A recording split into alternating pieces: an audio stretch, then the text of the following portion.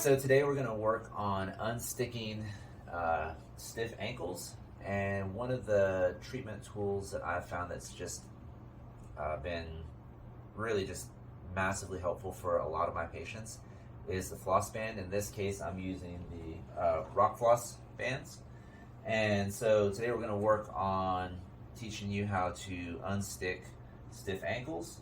And a lot of times this is going to come from things happening further up the chain, so issues coming down from the hip, issues coming from the knee, or sometimes even issues that are coming up from the foot. And a lot of times the body tries to protect you by stiffening up the ankle in order to do that. But in this case, we're going to work specifically on how to improve motion in the ankles, specifically your ability to pull your ankles up. In this case, it's going to be something that's going to help you, especially if you notice that you have issues with knee pain, like in lunges, in squats, or if you just notice that one side of your running stride is different than the other and you're noticing that it's coming from stiff ankles. All right, so here we go. So in this case, we're going to use the floss band. So if I can get you to bring your leg up. So for our floss bands, we want to make sure that our wrap is tight enough that we get good compression on the body part that we're taping or that we're wrapping, but not so much that we get like a color change to anything lower. So if you're wrapping your ankles, the foot should not turn blue with this. All right.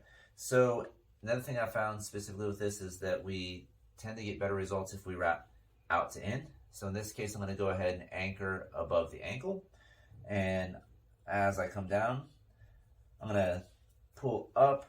I'm going to secure the top of my band. And then I'm just going to come down about halfway, all the way down. I'm going to come over these two bumps here on the ankle. And then once I've hit those and I'm starting to get into the foot proper, I'm going to do back and forth, down over the middle of the foot. And I'm just going to continue to overlap all the way down. I'm going to finish, close my loop off at the foot.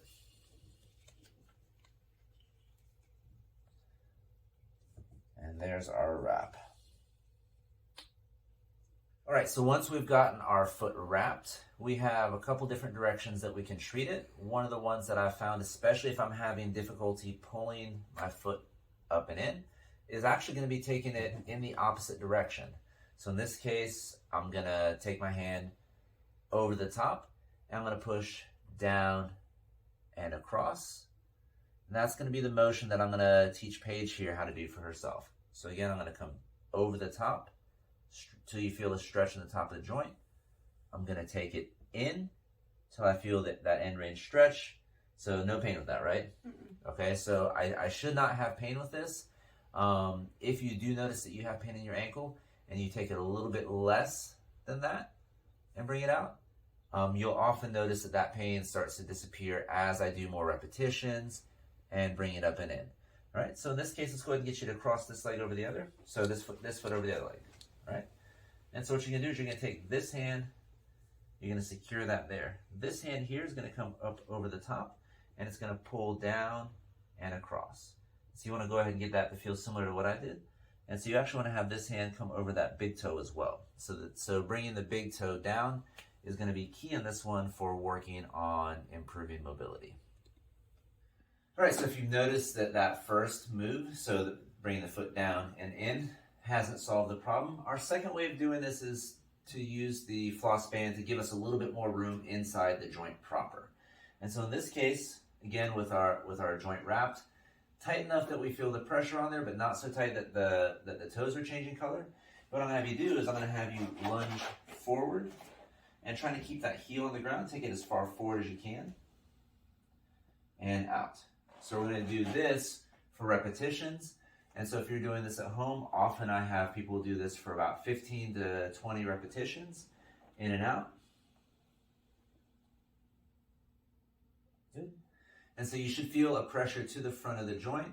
And then when you unwrap it, you should notice that you have a bit more flexibility and I'll show you how to test that flexibility next. All right, so how to tell if you have enough room in that ankle to begin with, and kind of how to test if you've made any change before and after is going to be a pretty simple test. So what I'm going to have you do, let's go ahead and have you face in the wall. And so let's go ahead and have you bring this leg up. And then have you put your fist down between your foot and the wall. So kind of bring your foot back just a little bit. There we go. So bring your big toe up to your fist. All right, so you can bring your fist up now. And so how we're going to test her motion and let her know if she has enough motion here to in her ankle is now she's going to bring her knee forward like she did before.